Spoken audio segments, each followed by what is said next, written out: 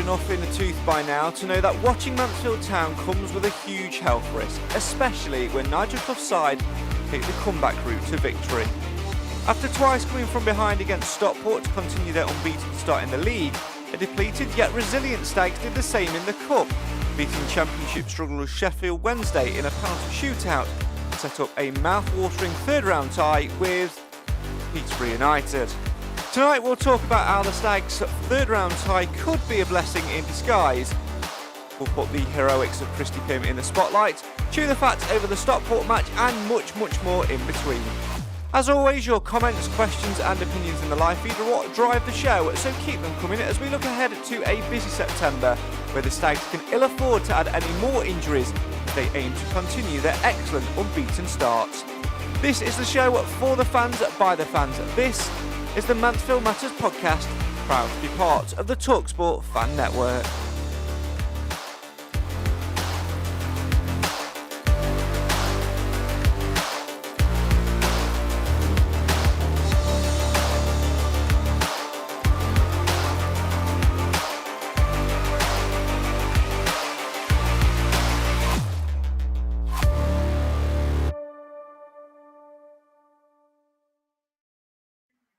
Hello, good evening and welcome to the Mansfield Matters Podcast, the show for the fans, by the fans. Hope that you're all doing well. Make sure you get involved with the show tonight in the live feed. We've got plenty to talk about.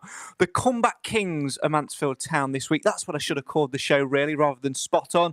Although that's exactly what the Stags were on Tuesday night in Sheffield as they got past Championship side Sheffield Wednesday on a penalty shootout to set up a mouth-watering tie with Peterborough United. More on that later in the show. But who is joining me tonight to talk all things Mansfield Town via the medium of the internet? Well, let's say hello and welcome to Mr. Clive Parkin. Good evening. Good evening, Craig. Good evening, everybody. Good to see you as always. And let's say hello to the man, the myth, the legend, that is Alan Wilson. Good evening, Alan. Good evening, Craig. Good evening, everybody. Good to see you as always. So we are live as per. Lots to talk about then tonight, gents. And we'll start off by pre-warning everybody that I've got a new toy.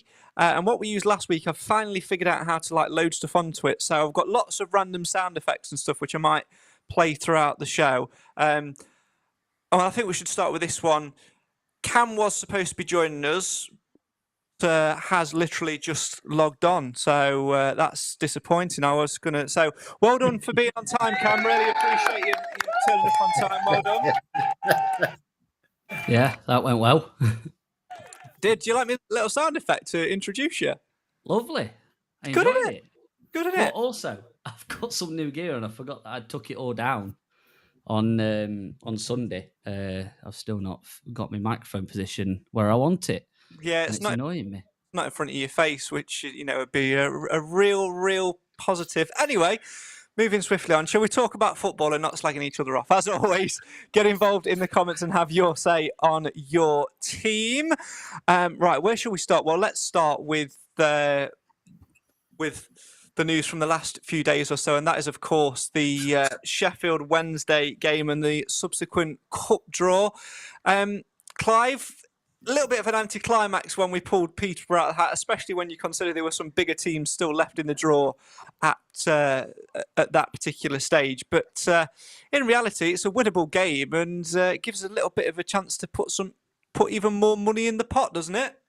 Well, it does, and I think you've got to keep reminding yourself we can only get so many fans into Field Mill anyway. So if we'd have drawn Manchester United, we'd have still have the same size crowd as I think we might get anyway. And Peterborough is a localish side, and you're right, it gives us a fighting chance, and it could have been Salford away. Yeah, it could well have been Salford away. Alan, when you saw that or heard the news that it was Peterborough, what went through your mind? Were you annoyed that it wasn't a bigger side, or did you just think the chance to win a game of football? I just knew it were going to be Peterborough, either home or away. When I saw the last four, us, Peterborough, Newcastle and Manchester City, I thought I started rubbing my hands. I thought, no, don't bother. I said, it'll be Peterborough. And it was. But, the good thing is we're at home. That's the main thing. And if we do progress, we've always already got 12 grand in the bank. So let's get a few more thousand. Why not? Cam, you're nodding away. I know you'd have been disappointed last night, though, when we pulled Peterborough out of the hat. I just think because of the teams that came out literally just before us would have been two massive games in Newcastle and Man City, but and you think it'd be a money spinner, but you take it on the other foot, and it's a winnable game, and you've got a higher percentage of getting a money spinner in the fourth round than you do in the third round. Just you'll lose one of the teams in Newcastle or City, but you can't really complain. There's only a couple lower league teams left in it, so to get this far is firstly an achievement in itself. It's a competition we've not particularly done well in the last 20 years, but it's like Alan said, it's money in the bank at the end of the day, and if we can get through this next round, then money is money at the end of the day, and if we can get a better tie in the next round, then I'm sure Stags fans will be happy with that. That's the biggest thing for me, Clive, the potential to bring yet more money into the coffers. We're already an injury-ravaged side at times, and we've been saying for weeks that we could do with one or two more, and there's perhaps been questions around a budget and spending a little bit of money. But if we can progress in a competition like this and get that money through the door, if we can get through round 3 and get the prize money for it, and then get to round 4 and draw a bigger team and get some television money as well, that could potentially purchase or loan in 1, 2, 3 players, which in January, which could be the difference between finishing in 8th, 1 goal off the playoffs, and finishing in 3rd in automatic promotion. Yeah, and I think you've also got to remember that if we're playing at home, whoever it is, it's probably £100,000 plus of gate receipts that we hadn't budgeted for as well. So I think the practical nature of this is that we want to do well in cups, but we don't want to do well in cups at the expense of league. And if I could have swapped a league win for a league cup win, I'd have gladly done so. As it happens, we've won that game now, and I don't want to lose another one. So it should set us up nicely, I think, for the weekend game against Bradford City, which it looks like being a complete sellout, by the way. Yeah, it certainly does. I think that's the important thing for me at this stage of the season, Alan. Winning breeds confidence. It was always going to be an interesting game with Sheffield Wednesday having lost all 4 of their opening league fixtures, and us unbeaten in the league, albeit having not won away from home yet. But it's one of those things, isn't it? Winning breeds confidence, and we take that into Saturday and give us that little bit of momentum. I said, I don't know whether you remember that. I said that last week. It breeds confidence, Craig. Why can't you have it hand in hand? A good cup run, is just as good as a good league run. And it just keeps the confidence going. It keeps the belief in the team. And like Clive said, Bradford are coming down on Saturday. We don't know how fit Mr. Cook is, because I like Nigel's comment when he said we've got to score at least 2 goals because Cookie will get 1. But apparently he's got a hip injury. Whether he has or whether he hasn't is irrespective, really. We'll put a good show, and if we carry on playing like we have been playing, I think there's only going to be one winner. Yeah, certainly so. Let's delve into some of your comments. Keep them coming in during the live feed tonight. Rob has kicked us off, saying, is Saturday a sellout against Bradford? Not yet, but it's very, very close. I think at the last look, Clive, it was over 8,000 that we'd sold. Yeah. Yeah, that was at the beginning of today. So I would imagine that some people have been motivated to get on the blower and book the tickets. I just have to say that it's because it's all ticket. You can't buy a ticket for any price after midnight tomorrow. And that's online, and not everybody is an online customer. So if you haven't yet done so, bear in mind that you've only got a very small window now. And there'll still be loads of people, I'm sure, on Saturday saying, can I still buy a ticket at the ground on Saturday? It doesn't matter how much notice you give them. I mean, that's why I was appealing to the club to announce this all-ticket status last week. It was obvious to anybody this was going to be an all-ticket game. So why leave it till Wednesday to tell fans it's all-ticket? It doesn't make any sense to me. Anyway, that aside, if you do order online and you're collecting at the ticket office window, give yourself plenty of time on match day because there'll be queues. Yeah, there always are. And if you can take your phone, you take your ticket digitally to your phone, do so. Yeah, I would say as well that last season I would tend to arrive about 2:00 and would generally walk pretty much straight in. But the previous 2 home games so far, got there about 2, and I know last week's kickoff was delayed and what have you with the weather, but it has taken a little bit longer to get in. The crowds have been really, really big. It's getting quite congested, no matter which way you walk now. So give yourself that extra bit of time to get up, get in the ground, find your seat. And like Clive says, if you haven't got a ticket and you're thinking about going, get it done, because when Saturday comes, you've got no chance. Keep your comments coming in. Talking about the Peterborough game, Roger says Pim up against his old club. Chris says evening all. Got to admit, being the last ball out of the draw is becoming Stag's tradition. Paul says even worse, Salford at home to the away crowd. That's very true. Rob, hope Pim behaves himself. Ashley winnable, but would have loved a big Prem team. Stags chat, what a season so far. Great league run and cup run and goals going in, and we won a penalty shootout. Yeah, second one that we've won in as many seasons. Roy says living half a mile away from Hillsborough was great for me, and going to work has been amazing. Great result, great performance in the second half. Just got a slight worry about the amount of goals we're conceding. Only one clean sheet. We've got to tighten up. Roger says amazing result. I wasn't expecting that. A draw at best, but they managed to get the win. Ashley says, be involved in as many games as possible and win as many games as possible. Talking about Saturday, Rob says Flint would have Cook in his back pocket. Adam says, beating the big boys is a barometer of how the season should go. Sheffield Wednesday, Stockport, Bradford, hopefully. Every game's just a game, isn't it? It doesn't matter who's in front of you, Alan. You've just got to go out there and do what you need to do. I do agree with that comment, though, however, Alan, that we need to maybe look a little bit beyond the result. There are some questions which popped up. That first half in particular on Tuesday was not the greatest. No. And I say... And I think when that might alleviate the problem itself when we get the players back in their right positions. But as we know, we've got players not in their right position, but are still doing incredibly well. So we've got Brunt and Barry on the right-hand side. And when I've watched the highlights, that's where the goal came from, didn't it? It came over to the back and the chap just nodded it in. So, there's a reason for that, possibly. But, we do need to tighten up, I would agree. And I think the thing is getting some consistency in there. I think Lewis Brunt, it was his first start on Tuesday night, Clive. We were both saying at half-time that we weren't overly impressed. But second half, he really did step it up and had a really good game. Some of the stats really backed that up as well. And I agree with what Marie's just said in the comments. Brunt played well once he'd settled down. You've got to remember it was his first start coming into probably not fully fit as well. And I think get slotted in at a different position on a big stage against a team like Sheffield Wednesday, who are going to be on the ball a lot and going to put you under pressure. It does take that extra time to settle. Yeah, understandably, he was a little bit nervous, and it showed. And we've got to bear in mind, we've only had him a few days, and in that time, the club hasn't been putting the team through rigorous training for obvious reasons.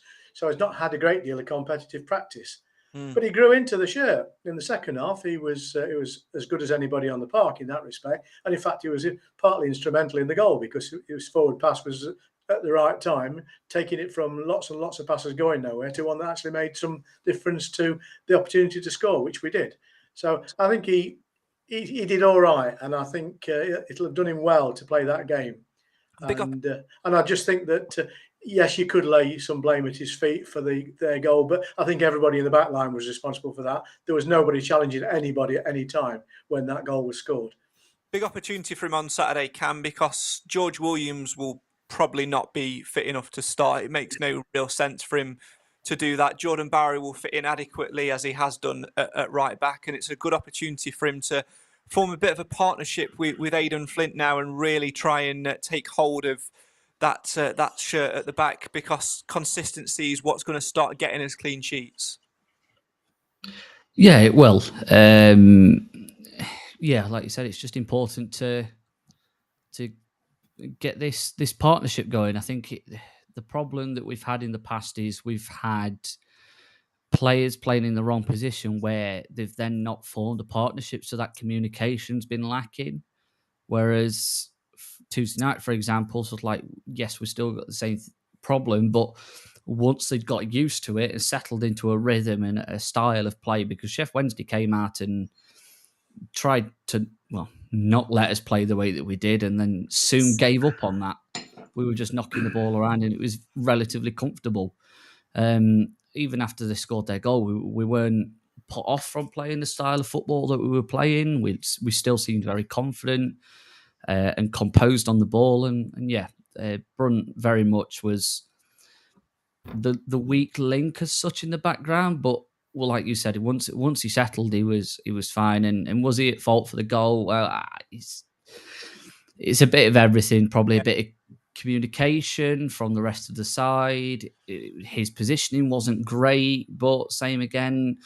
Should we have stopped the cross? Probably. Should a man have had a free header inside the box for the dink back? No. Should he have had a free header to put it into the back of the net? No. So they're all failing there. We can't just pin it on Brunt. But yeah, like we said, it's his first game. We've had him a couple of days. We'll see what it's like on Saturday when it really, really counts. I think both Roger and Paul have hit the nail on the head here, Alan, with their comments. Roger says, always going to take a bit of time for people to slot into place. Look at Hewitt's start and how he ended up being the best player last year. And Paul adds, Flint's experience will help Brunt and make him a better player.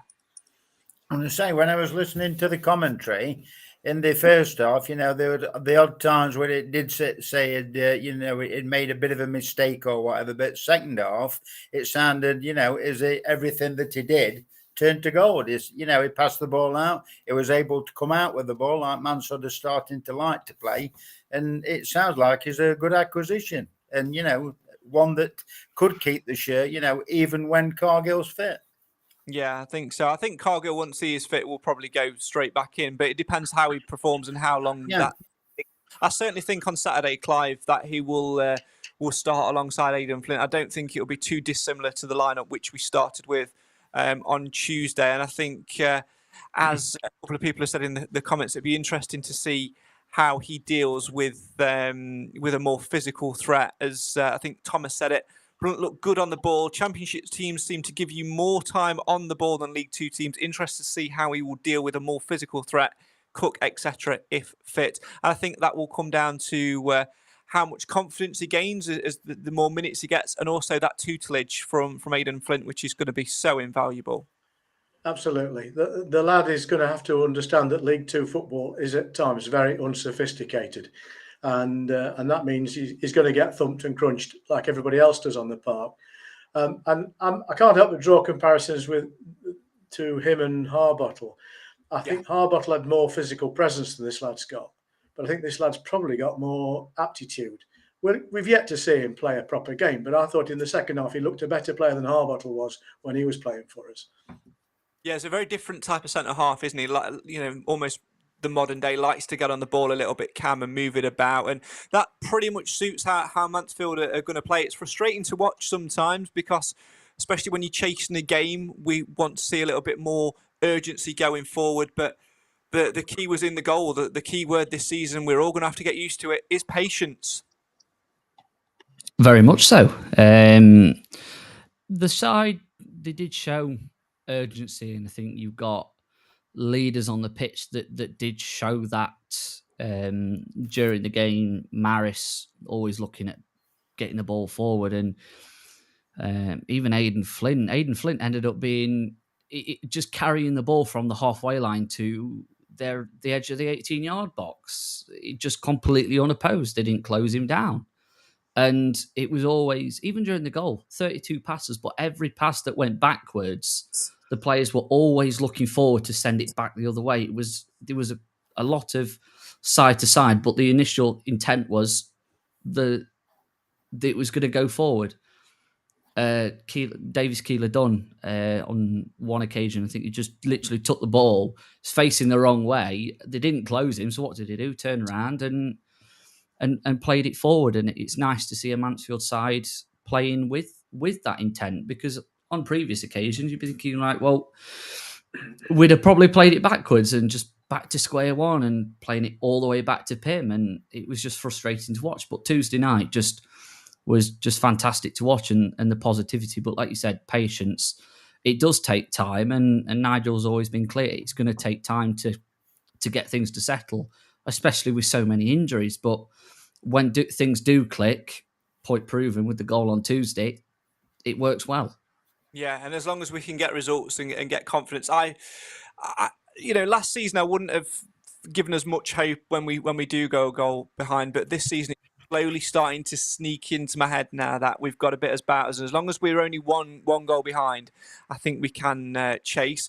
I was going to leave this topic until a little bit later on, but it's just popped from the comments, so I'm going to address it now. And it's Thomas who's sent the question in. Alan, I'll come to you first on it. Also, what do we make of Flint remaining captain whilst Ollie Clark started? Anything in that, or now I put this in the group chat. I was a little bit interested to see what would happen when I saw Clark getting his first start of the season. He didn't get the armband when he came off the bench at half time at Grimsby.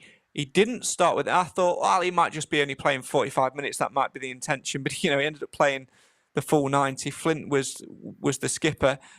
And I actually do think that there is something in it, Alan. I don't know what it is, but I think there is. I think Nigel, reading between the lines, I think Nigel might have had a quiet word, and going both to one side or however he, chooses to pursue the matter. But, I mean, Flint's doing a good job. Perhaps they think, with them getting this unbeaten run going, don't change it, as daft as it sounds. I know it's only an armband, but Ollie Clark, I don't think it spoiled his, obviously I didn't go, I don't think it spoiled his performance. It sounded by the commentary they had a really good game. I think one of the key things, Clive, is to actually look in the difference of what a captain is. We've mentioned this before. Ollie Clark to me is more of a club captain. He'll put his arm around you, make sure everything's all right off the pitch. Are you settling into the area well? Missus and kids all right? Do you need anything? Is there anything I can do for you? Can I help you settle in? Can I take you out? Can I show you here, there and everywhere? And, be the care player, the care captain. Whereas Aidan Flint and previously Alfie Kilgore, head it, kick it, scream, get in your face, lead by example on the front foot. And with Flint's experience, I was actually surprised that I think I'm not surprised to see him with the armband. I was actually surprised that it took so long. I think even if Kilgore would have been fit, I think at some point Flint would have ended up as captain. I'm happy for it to stay that way. You can have more than one. To coin an expression, you should have 11 leaders on the pitch anyway. Yeah, and I have to say, if you're going to choose your captain by where they play on the field, I think it's absolutely right to have Flint being captain. You get a view of all the pitch. He's a dominating character. He's the sort of person you wouldn't want to argue with, I'm guessing. And he's got that presence. So I'm actually all in favour of having someone like him being the captain. I don't think it's a personal thing anyway. At the end of the day, the manager has to make a decision, and if he's made the decision in favour of Flint, then so be it. It doesn't make any difference to Ollie Clark, really. In fact, it might even allow him to play with more freedom. We'll see, won't we? But I'm happy with that. Is that something you think that Ollie Clark needs, Cam, a little bit more freedom to try and find the best version of Ollie Clark?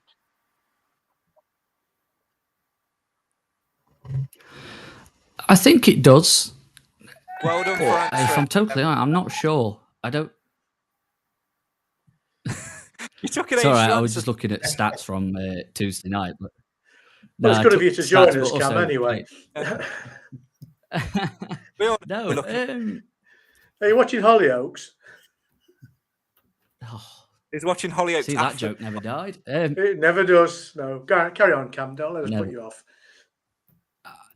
It's a difficult one to answer. I feel like Ollie Clark isn't the sort of player that needs a kick up the arse, if I'm totally honest.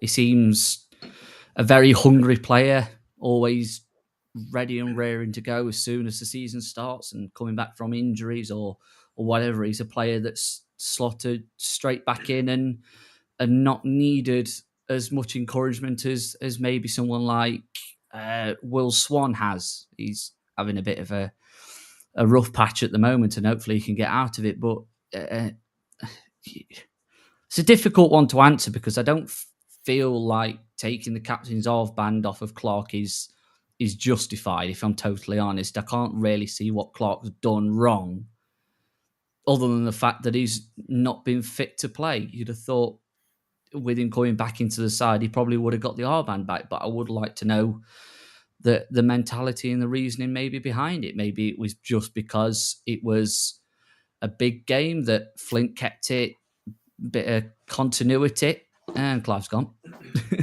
It might have been because Flint used to play for Sheffield Wednesday. Yeah. Just that one night. I don't know. Yeah, but we will never get any clarity on it from the powers that be. We'll never find. Oh no, never find out why that is. But it's one of those things. But I actually think that Thomas in the comments again hits the nail on the head here. It seems a lot tonight. So Flint is guaranteed more game time rather than Ollie Clark, who is one of many in that position.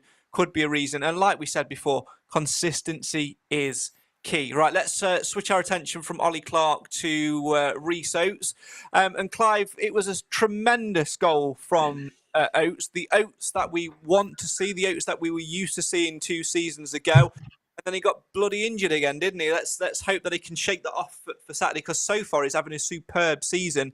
And like with winning games, scoring goals breeds confidence. The more minutes he plays, the more this style really suits him, and the more opportunities he gets to score, the more I'm sure he will take as the season goes on. Yeah, when he's playing well and when he's fit, he's a joy to watch. And he's got that drive, that burst of speed that can get past defenders, as he showed against, a very competent Wednesday defence. I think the only real worry I have is I don't think he's always going to be fit. And I don't think Swan's always going to be fit either. So we have a slight problem, I think, in the forward line. I think we could have done with another player. I was disappointed with Swan, but I have to bear in mind, I don't think he's fully match fit, and he wasn't playing in the position that suits him best. But he looked a little bit out of sorts. Somebody behind me says he's not interested. I think that's a bit unfair. He didn't look match ready to me. And that just about sums up where we are, really, doesn't it, with players? Yeah. And that's a key thing to think about as well. He's not quite ready. He's had a bit of a knock, a bit of a niggle, and he needs to get some game time to get some confidence. But when you are literally picking 11 players that are available to play, it's a difficult one. Somebody mentioned earlier about Akins being taken off after 70. That was always the plan, according to Clough, and rightly so, because you do have to focus on the league game. He's one of our most consistent players. He could have easily played 90. He could still be playing now and still not be unfit, Lucas Akins, but you've got to protect him from injury and things like that as well. So it was the right thing to do. The one thing which did disappoint me, Alan, and I guess you could argue that we were playing a Sheffield Wednesday side or a Championship side and won't give you as much time on the ball, and it's not an easy a route in.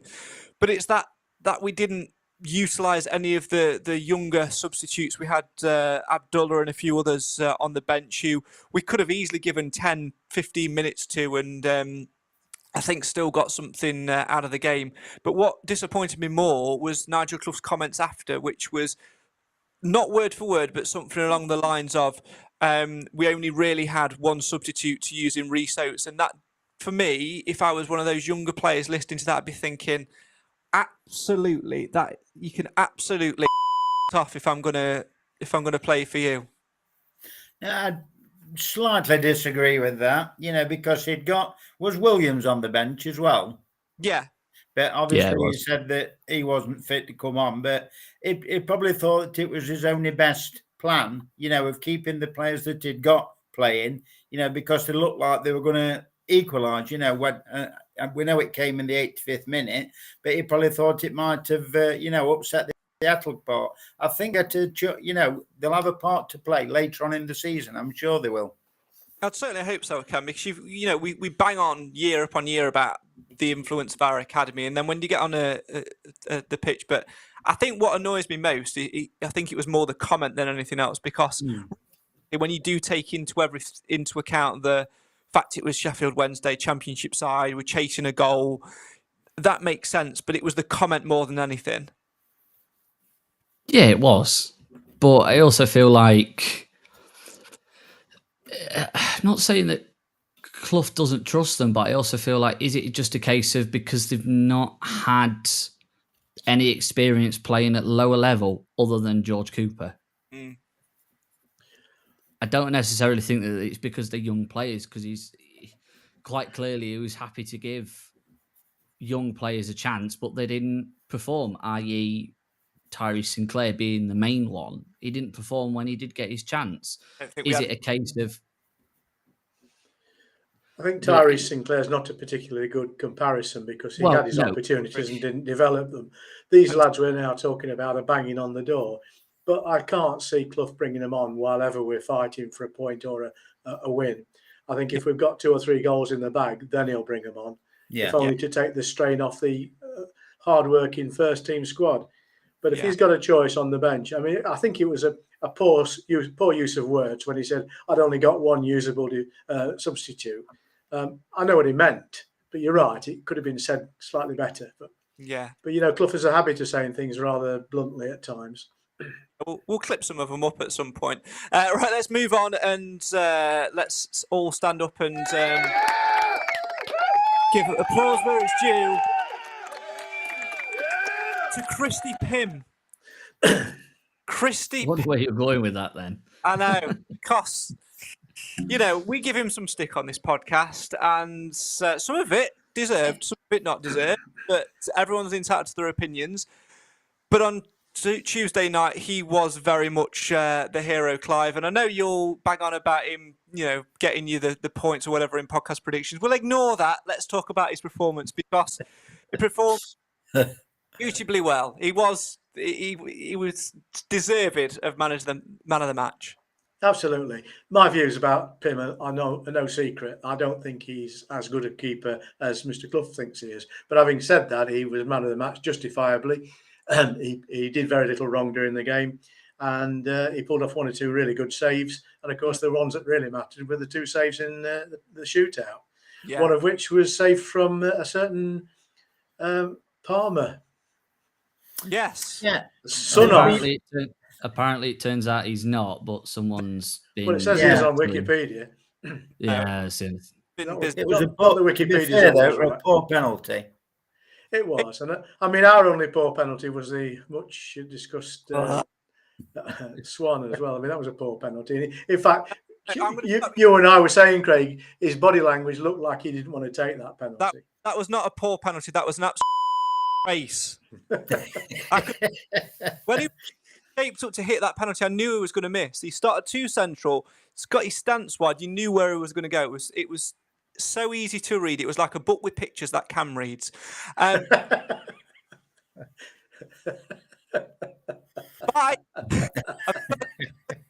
Oh, it's come back.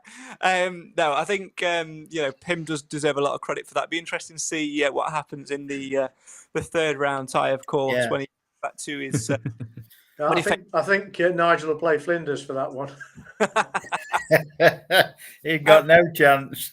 Pym will be on the pitch at 6 o'clock.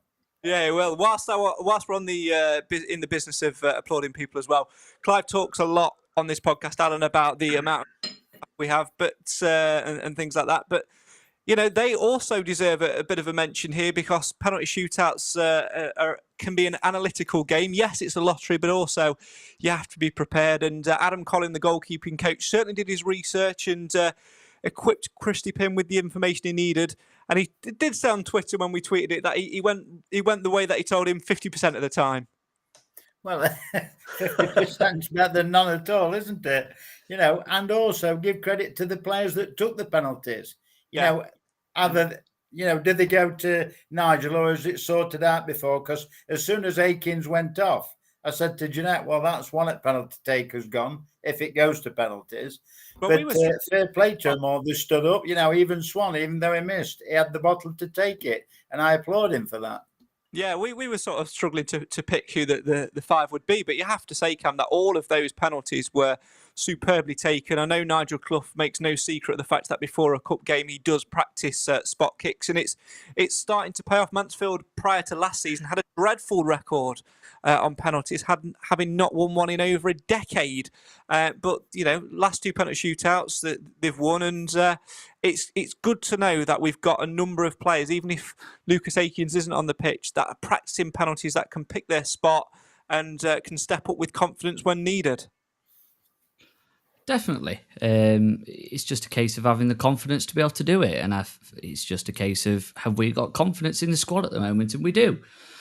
I think Will Swan, obviously, missing it. It was a poor penalty, but you've knowing that he took a poor penalty and then Pim took it on his shoulders and just made a fantastic save straight after, showed that we're not just going to take it rolling over, and the rest of the penalties were superb.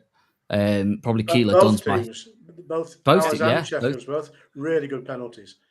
Like Keeler Dunn's stands out for me, just absolutely leathered it. Yeah. Keeper nearly got to it, and even then he still had no chance. Such power on it, and I think sort of like players that have missed penalties in the past, sort of like in not important games, but in important times. Jordan Bowery, you think back to Harrogate in the EFL Trophy. Very, very poor penalty. What do they do? Go there and then score. And you think, does that play on their mind? And all right, it was two seasons ago now, but it's still something that could play on their minds if they've not had the confidence. Yeah. So good work from the players. And I like Nigel's comment after the game as well, saying that the players just take the penalties where they want. We don't influence the players other than sort of like who actually takes one. Which I suppose gives the power to the player. Where do they want to put it? How do they want to take it? It's all you really need, to be honest. And then you've just got to have the confidence to be able to go out and do it. And we seem to have that at the moment. Yeah, it's like Paul said as well. The best one was definitely Aidan Flint. He really had some bottle to and bang that into the bottom corner. I really, really enjoyed that one. Right, we're going to take a quick break. Still to come, we're going to go back to Saturday afternoon where the Stags had to come from behind to get a victory against Stockport to maintain their unbeaten start to the League Two campaign. Plus, we'll look ahead to Bradford on Saturday afternoon and reveal who is in the top 10 of the first month of podcast predictions. Do not go anywhere and keep those comments coming in. This is the Mansfield Matters Podcast. It's the show for the fans, by the fans, and we're proud to be part of the talkSPORT Fan Network.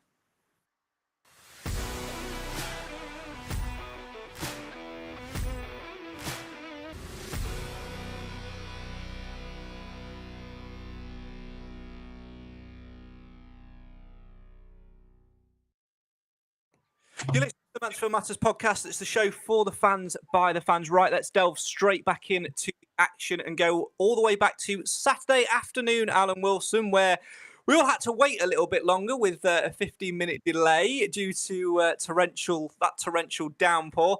But in the end, you can say, why does it always rain on me? Because it was raining goals and raining points for Mansfield yet again.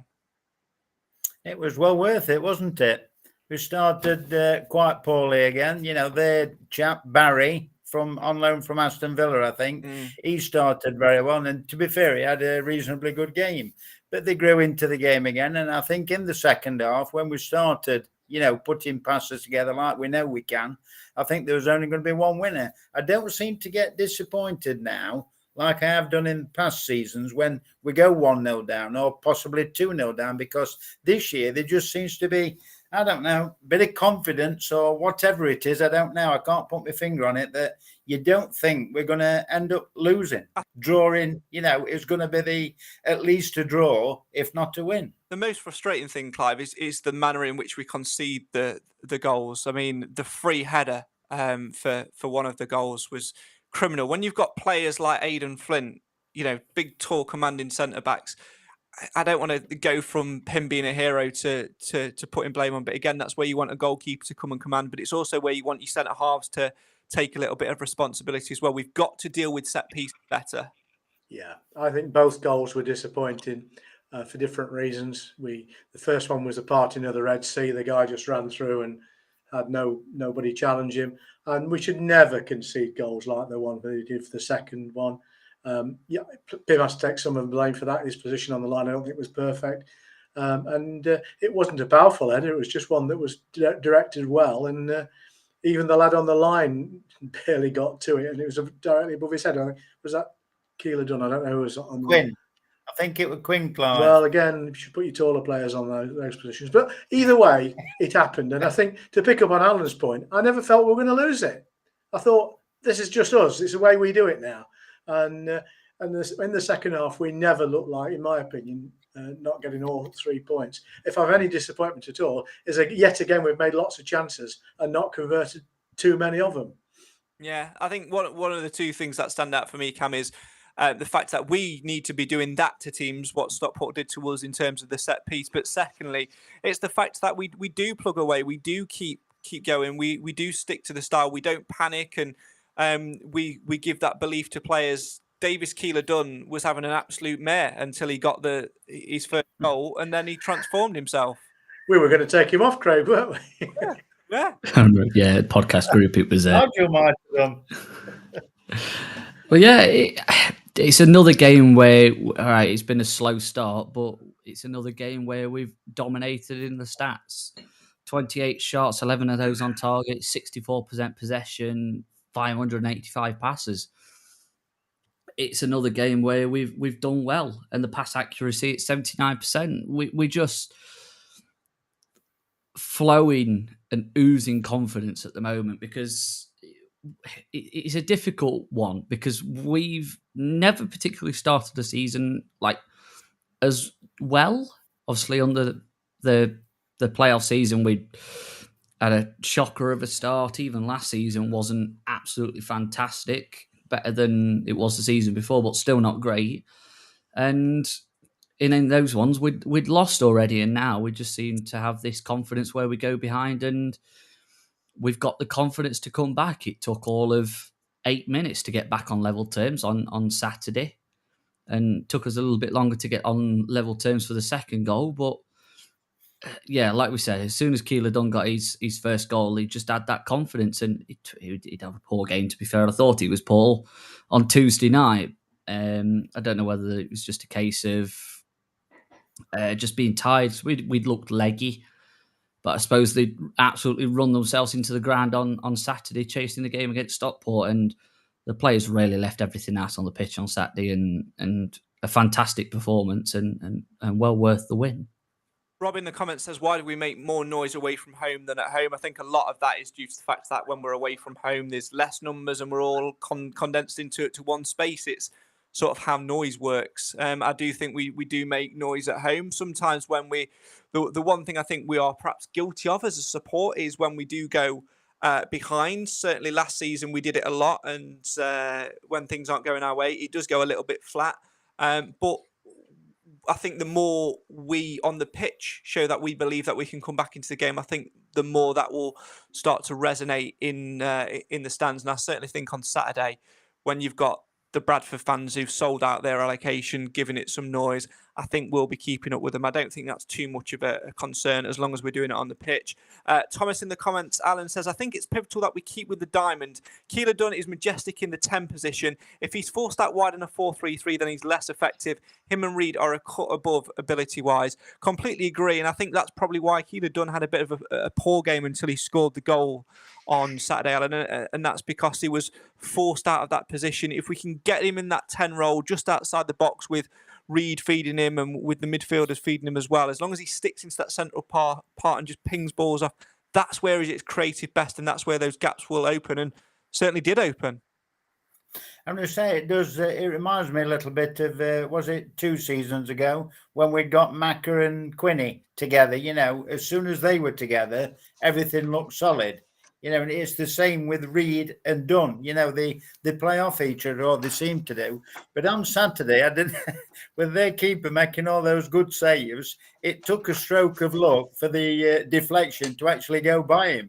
And then, you know, it sent to give him more confidence when he'd got that, because it's not very often we get the rub of the green, to be fair. But we did Saturday, and I thought we deserved it. Yeah, we did. I think when you look at the players we've got to come back in as well, Clive, the likes of Aaron Lewis and others, Hiram Boateng and a few more of those creative players, I think then we will get that position play nailed down. I think that's where we will start to see a lot more of the excellent football and the build-up that we saw in that goal at Sheffield Wednesday, and some of the build-up play that we played on Saturday as well. Yeah, Lewis, I think, was just showing us what he could do when he joined the 4 to 6 weeks club. I think, along with the scoreboard, apparently, that's now out for 4 to 6 weeks. So I think it's a shame, because nobody wants to see players injured, and no one wants to lose the availability of those players. But we could, I think these players were just showing us what they could do when it was snatched away from us. So I'm looking forward to seeing him come back. But we're not, we are a bit thin in terms of bench cover. But our 13 or so mainstream players who are fit at the moment, they're a match for anybody. And we've all been a bit critical of Nigel Clough's wanting square pegs in round holes and things in the past. Most of it's been good-natured and tongue-in-cheek, except you, Craig. And I think what that's proved is the versatility of people like Jordan Bowery and who else? Akins. That's been invaluable because no one plans for the sorts of injuries that we've lost Kilgore for effectively a season, and other players who we're expecting to be available have become non-available because they've taken their stint in the 4 to 6 weeks club. And I think we are where we are. We're doing ever so well. We're unbeaten. We're scoring goals at a greater pace than we've had in previous season starts. But more importantly, we're making the opportunities. So, and I'll pick up on Alan's point of last time we spoke. Sooner or later, we're going to give somebody a right good slapping. Just want to make a legal statement. The views of Clive Park in there and the slanderous statement will not be taken seriously. Craig has never said anything that is less than tongue-in-cheek. Thank you. I don't. That's for Matt there.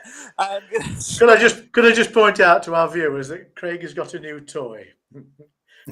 And he's found a few things on it today. So. I have. It's great. Anyway, let's. Didn't notice any difference, then. Well, you could absolutely.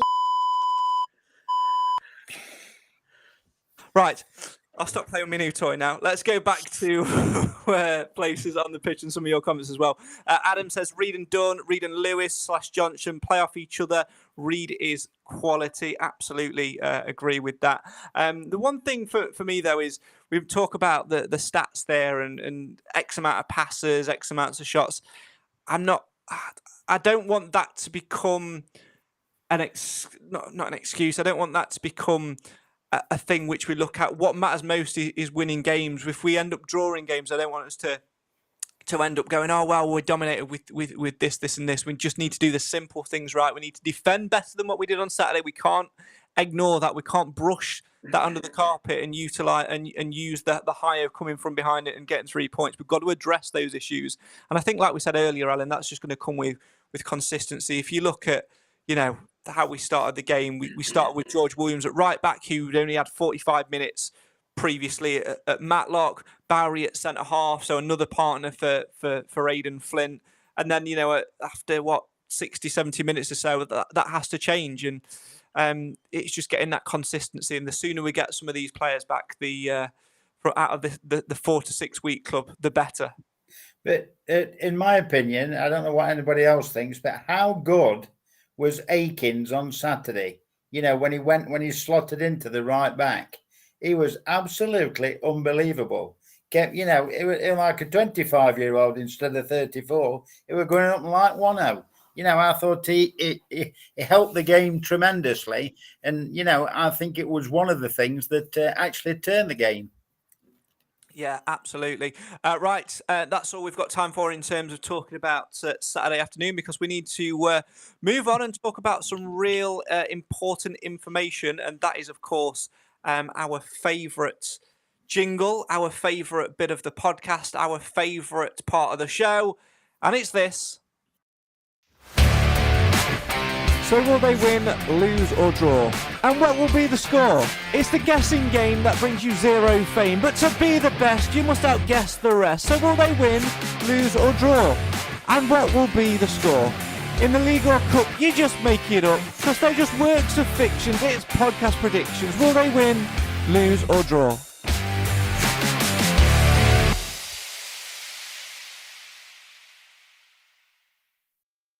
Now, for weeks, I've been threatening to give an update on the league tables, and I can finally do it.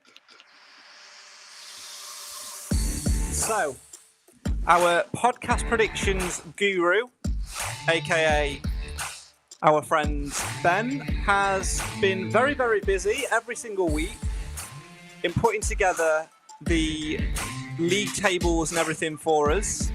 Really appreciate him doing it, and I can now bring you up to date with those latest league tables. We're going to come to the Mansfield Matters one later.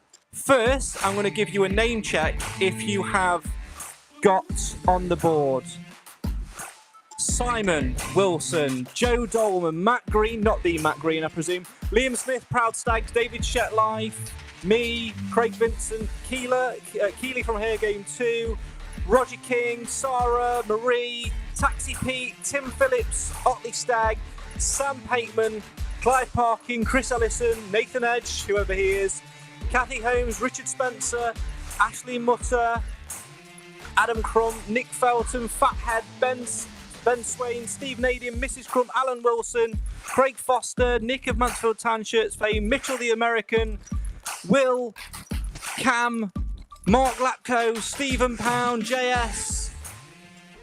You've all got on the board. But in what order are you on the board? It's time to find out. It's time to reveal the top 10. In 10th, Oh, no. 10th place, Adam Crump, Ashley Mutter, Richard Spence and Kathy Holmes on 13 points each. In 9th place, we've got Stephen Pound and JS on 14 points. In 8th, it's Will Pound, Cam Felton and Mark Lapko on 15th. In 7th, it's our Nick of Mansfield Town Shirts fame, Craig Foster and Mitchell the American with 16 points. In 6th place, Alan Wilson on 17 points, Mrs. Crump in 5th on 22, Steve Nadin in 4th on 23. In at 3rd is the podcast predictions maestro Ben Swain on 27 points. In at number 2, we've got someone who just calls themselves Fathead on 28 points. And leading the way at the top, which is why Cam went, oh no, it's Cam's dad Nick on 31 points. But what about the Mansfield Matters league table? I'm 5th, which is just a disgrace, with 7 points after losing 2 points on Tuesday. In 4th, it's Clive. Cam is in 3rd, well, joint 3rd really, with Clive also on 15 points. In at number 2, it's Nick of Mansfield Town Shirts fame. And of course, in at number 1, it is the man, the myth, the legend. It is, of course, Mr. Alan Wilson. Well done, Alan. Love it. Well done, mate. Really well done. You've surpassed yourself and done really. Don't know why that one played as well. Put the wrong thing off, but there you go. Well done, Alan. Well done, Alan. Well done, Alan. Just remember, it's a marathon. It's a I'll marathon, enjoy not a it. sprint. I'll enjoy it while it lasts, because it won't last long. I think it will last long. You never know what might happen. But on that subject, we do need to address Saturday's game at home with Bradford City, and we need to get our predictions in. So, Alan, seeing as you are in the lead, you can go first and give us your prediction for Saturday afternoon. I fancy 3-1 to the Stags. Yep. But I can't make my mind up whether it's going to be Akins or Reed with the man of the match. I'm going to stick my neck out and I'm going to go Reed. Okay. Cam, you're next. 2-0 win. And I think Reece Oates will get man of the match. Okay. Clive, you're up next. A 3-2 win. Ooh. And DKD. There you go. I am going to plump for a 4-2 win. Ooh. Goals are going to happen on Saturday. And the man of the match, I think I'm going to stick my neck out and I'm going to say Lewis Brunt will get man of the match. I think he's going to grow in confidence. I think he might be the first. I think he might get a goal as well. So we'll see what happens. My thanks to Ben for putting the league table together, and well done for everyone for playing so far. A reminder that the link that you need is in the description. and you must submit your entries no later than 1 hour and 1 minute before kickoff on Saturday. And I can tell you that on Tuesday night there were entries submitted after the deadline, which therefore weren't scored. So he's been very, very being a stickler with the rules this year.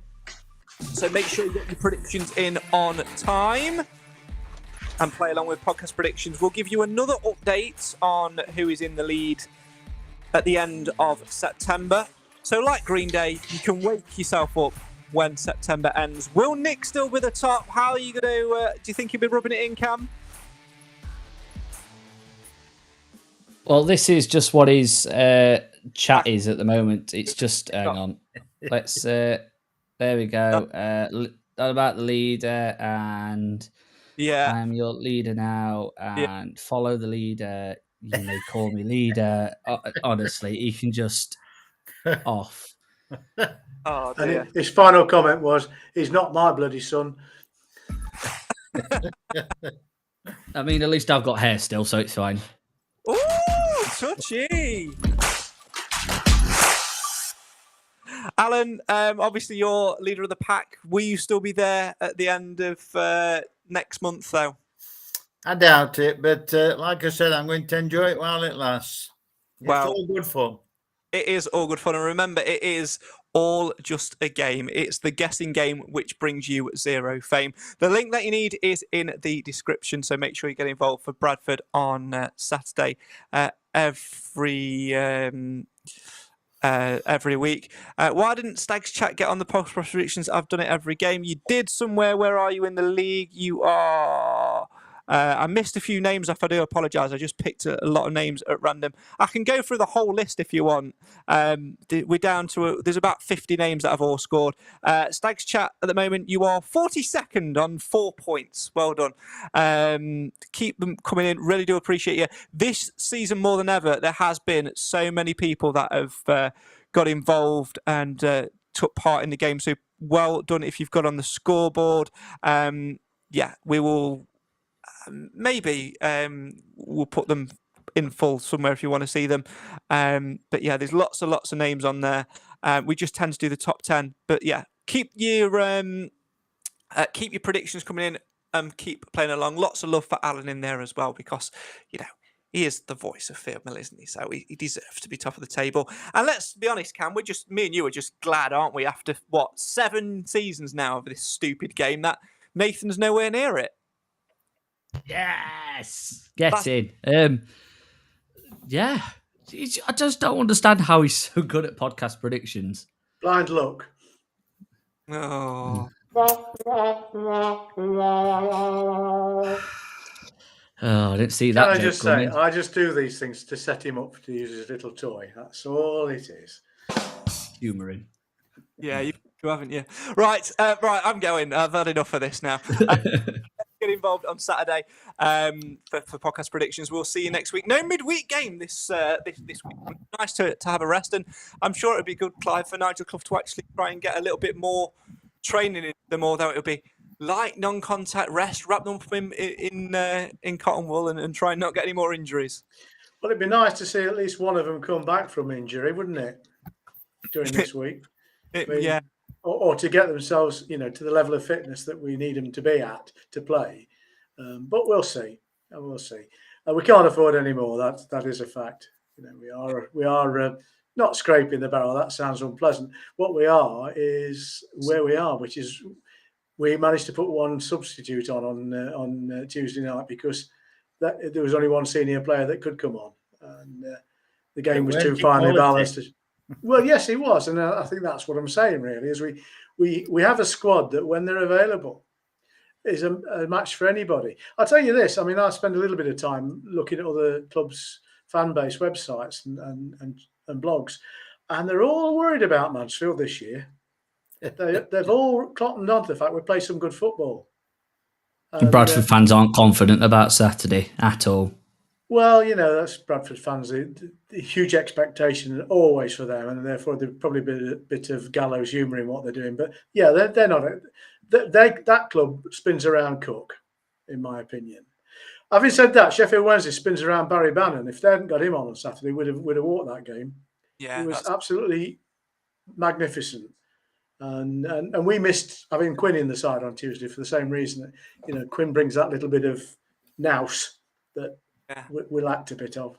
That's a potential worry, isn't it, Alan? The fact that he might not be available on Saturday, because I'm not a massive fan of stats, but it's plastered everywhere. He's one of the leading assists in League Two at the moment, and you can't argue that we're a lot worse off without him. No, I'd agree with that, but like we've said before, with the squad rotation and whatever, people come in, like Ollie Clark, does a job, and he can only get stronger and fitter. You utilise what you've got, Craig. You've got to. It's as simple as that. And I do believe Gale, he can't be far off being fit, surely. Yeah, you'd certainly hope so. Right, it's time for an announcement. That is all of the conversation that we've had for today. The Mansfield Matters podcast is now over. We will see you in midweek. And come on, you Stags, on Saturday against Bradford City. Good night.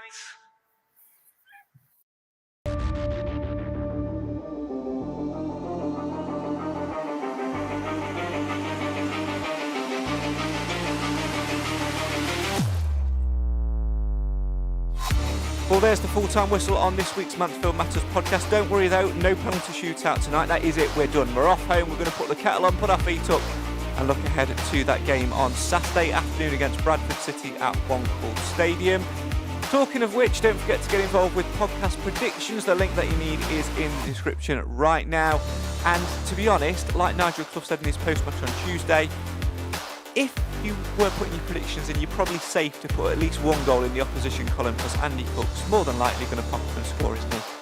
It always happens. Hopefully not, though. We'll talk all about that next week on the podcast. Midweek off next week of fixtures, so we might do the podcast a little bit early. Make sure you're checking out our social media for all of those details. Like I say, if you want to play along with podcast predictions, the link that you need is in the description, and you must do it no later than 1 hour and 1 minute before kick-off on Saturday afternoon. Predictions made any later than that will not be counted, and I can tell you this, Ben, our podcast predictions guy, he's taking those rules seriously this season, so make sure you get them in on time. Right, that's all we've got time for. I'm off for a cuppa. We'll see you next week on the show for the fans, by the fans. This is the Mansfield Matters podcast. Good night.